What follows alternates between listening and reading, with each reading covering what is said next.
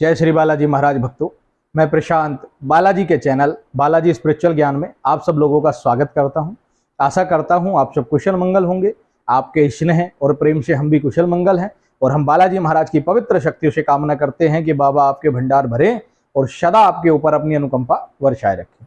आज का जो विषय है वो ये है कि किस प्रकार ये जानोगे कि मंत्र सिद्ध हुआ, अथवा कोई पाठ या कोई कवच अगर आप कर रहे हैं तो उसमें आपको सिद्धता हासिल हुई या नहीं हुई, क्या अनुभव रहते हैं, इन सब के विषय के ऊपर आज हम जानकारी देंगे।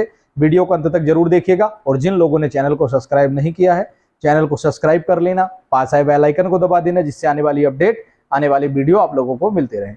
चलिए आज का विषय शुरू करते हैं।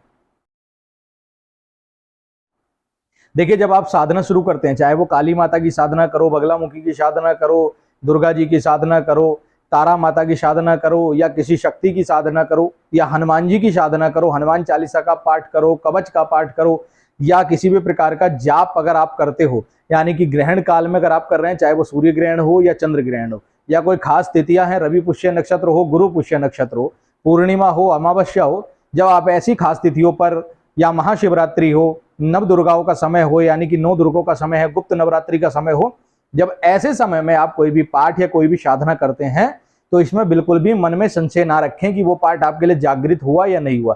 देखिए, सिद्धता जल्दी से हासिल नहीं होती है, लेकिन वो पाठ, वो मंत्र, वो कवच आपके लिए जागृत हो जाता है। यानी कि वो आप मंत्र, वो पाठ, वो कवच वो आपके लिए कार्य करेगा। जब आप उससे कोई सी अनुष्ठान करोगे या कोई संकल्प लेकर के कोई कार्य करोगे तो वो कार्य आपका बनेगा, क्योंकि वो मंत्र, वो पाठ, वो कवच उन खास तिथियों में करने की वजह से आपके लिए जागृत हो गया है।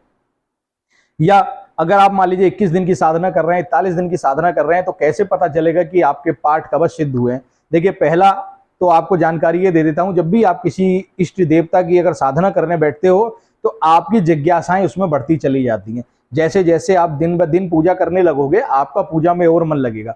मान लीजिए अगर आपने 11 माला या 21 माला का संकल्प लिया है तो आपका माला करने में जो आनंद आएगा वो एक अनुभूति अलग ही होगी, उसमें उबासीपन नहीं आएगा। शुरू के 15 दिन जो है आपको बड़ा आनंद आएगा और शुरू के 15 दिन में आपको अच्छा भी लगेगा, अनुभव होगा, यानी कि आपको आंतरिक सुख भी मिलेगा, आपका ध्यान भी केंद्रित होगा, आपको मन भी लगेगा शुरू के 15 दिन। तो ये समझ लीजिए एक शुभ संकेत है कि आपकी साधना जो है अग्रसर हो रही है, आपका उस इष्ट के साथ कनेक्शन हो रहा है। 15 दिन के बाद क्या होगा, आपको अचानक से उबासी आनी शुरू हो जाएंगी, मन जो है विचलित होना शुरू हो जाएगा, शरीर में थकावट रहने लगेगी, जाप करने का मन नहीं करेगा, जाप करने बैठोगे मन करेगा अरे नहीं यार आज नहीं कर रहे, कल कर लेंगे। जब आपके मन में इस तरीके की आलस्य का भाव आने लग जाए तो समझ लेना कि भगवान की परीक्षा शुरू हो गई है, माता की परीक्षा यानी कि बालाजी की परीक्षा आपकी प्रारंभ हो गई। पहली परीक्षा का परिणाम यही होता है कि आपके सेहत में जो है आपको थकान महसूस होने लगेगी, आपका वो अनुष्ठान करने का मन नहीं करेगा, आपको लगेगा अरे यार कहाँ से कहाँ हमने ये अनुष्ठान पकड़ लिया, हम इससे अच्छा तो नहीं करते तो अच्छा होता, कहाँ 2 घंटे बैठना पड़ता है, माला जटनी पड़ती है, ये सब मन में भाव उत्पन्न होंगे। मतलब वो समय जो है आपका परीक्षा का चल रहा है। उस फेज को आपको कैसे करना है, गुरु का नाम लेकर के बैठ करके और उस जाप को करते रहिए, अपने संकल्प को याद करके कि हमने जो संकल्प लिया है हमें वो पूर्ण करना है, हमने जो संकल्प लिया है वो हमें पूर्ण करना है। इस आस्था के साथ आप जाप करिए। 1 दिन बैठिए, 2 दिन आलस आएगा, तीसरे दिन आएगा, तीसरे दिन के बाद वो आलस खत्म हो जाएगा। अब आपको क्या होगा, अब आपको भय लगना शुरू हो जाएगा। कोई चीज ऐसे लगेगा जब पीछे से गुजर के चला गया, किसी ने आपको टच कर दिया, किसी ने आपको छू दिया, कई बार ऐसा लगेगा आपके शरीर पे जो है कोई चींटी चढ़ गई या कोई पंछी चढ़ गया, कभी आपको लगेगा कि मेरे यहाँ पे खुजली होने लग गई। फिर आपको जो है शरीर में प्रॉब्लम होनी शुरू हो जाएगी, यानी कि भय शुरू हो जाएगा, शरीर में खुजली होनी शुरू हो जाएगी, जगह जगह आपको लगेगा कोई छू के चला गया, आपको लगेगा यार अचानक से एलर्जी शुरू हो गई, कभी कान में खुजली है, कभी सर में खुजली है, कभी लगेगा शरीर पे कोई पंछी चढ़ गया। ये जो है ये आपका मन आपको भ्रमित कर रहा है। वो क्या करेगा, ये मन जो है आपका ईश्वर भक्ति में नहीं लगना चाहता। ये भी संकेत होते हैं साधना में, ये भी अनुभव आपको मिलते हैं। फिर क्या होगा, जैसे जैसे आपकी साधना बढ़ेगी और 20-25 दिन आपके गुजरेंगे साधना के, 41 दिन की साधना में बता रहा हूं, यदि आपके 20-25 दिन गुजरेंगे तब आपको क्या होगा, ईश्वर की अनुभूति होनी शुरू हो जाएगी। आपको लगेगा कि कोई तरंग आपसे जुड़ी हुई है, आपके शरीर में एक अजीब सी तरंग लगने लगेगी, आपके शरीर में अच्छा सा महसूस होने लगेगा। आपको जाप करते करते ध्यान में जाने की स्थिति बन जाएगी कि आप जाप कर रहे हो, जाप करते करते आप ध्यान में चले जाओगे। रात्रि में सोओगे तो आपको स्वप्न के माध्यम से ईश्वर के दर्शन होंगे, देवालय के दर्शन होंगे, गुरुओं के दर्शन होंगे, संत महात्माओं के दर्शन होंगे, देवी देवताओं के दर्शन होंगे। यानी कि अब आपकी जो है साधना अग्रसर होने लग गई है और आपकी साधनाओं का आपको फल मिलने लग गया है। फिर क्या होगा, अगर आपको अचानक से खुशबू आने लग जाती है, जैसे चमेली की आ रही है, गुलाब की आ रही है, तो समझ लीजिए जिस देवी की आप साधना कर रहे हो वो आपके आसपास है। तो अगर आप घर से बाहर निकलते हो, आपको घर से बाहर निकलते ही साधु संत महात्मा मिल जाते हैं, कोई सिद्ध पुरुष अगर आपको दिख जाता है, तो आप समझिएगा कि ईश्वर आपसे प्रसन्न है और आप पर कृपा हो रही है और आप जो साधना कर रहे हो वो सफल हो रही है। यदि सुबह सुबह आप साधना करने बैठे, कोई साधु आपके द्वारे पर मांगने आ जाता है, तो समझ लीजिए ईश्वर की कृपा आप पे हो रही है और वो मंत्र, वो साधना आपकी सफल हो रही है। ये कुछ लक्षण है जिससे आपको पता चलेगा कि मंत्र और साधनाएं सफल हो रही हैं। लेकिन एक बात और बता दूं, सिद्धि का कोई पैमाना नहीं होता। सिद्धि को आप ये सिद्ध नहीं कर सकते कि वो मंत्र आपके लिए सिद्ध हुआ या नहीं हुआ, उसको आप दिखा नहीं सकते, उसको केवल अनुभूति कर सकते हैं।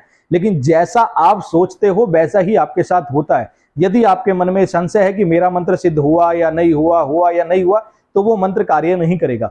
पूर्ण निष्ठा और भक्ति के साथ अगर आपने 41 दिन, 11 दिन, 21 दिन साधना की है, तो पूर्ण निष्ठा के साथ सोचिए कि हमने जो हनुमान जी की पूजा की या माता रानी की जो पूजा की, हमारा ये मंत्र सिद्ध हुआ ही है।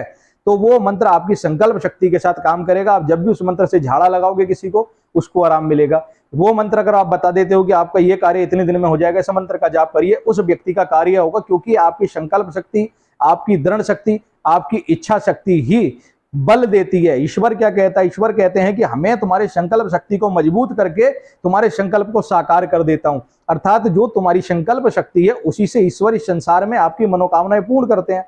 तो अपनी संकल्प शक्ति को सकारात्मक रखे। आपने जो भी अनुष्ठान किया पूर्ण श्रद्धा भक्ति के साथ करो। अगर आपके मन में रहा कि संकट खा गया, भूत प्रेत खा गए, पितृ खा गए, तो आपकी पूजा वो खा जाएंगे।